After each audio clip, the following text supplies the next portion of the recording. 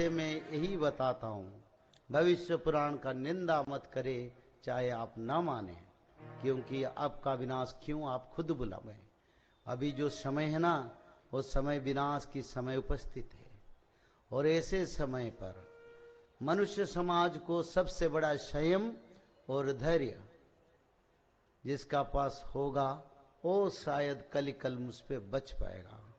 जो नहीं करेंगे उनका विनाश के सिवा कोई चारा नहीं है। आज धरती माता कंप रहा है, बार बार धरती में भूकंप हो रहा है।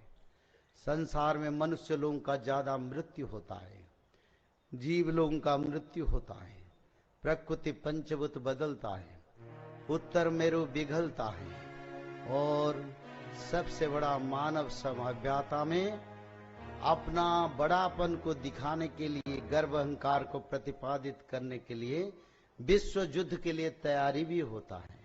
ऐसे समय पर ये एक युग अंत के समय है, ये सब एक एक करके आगे हम बढ़ते जाएंगे।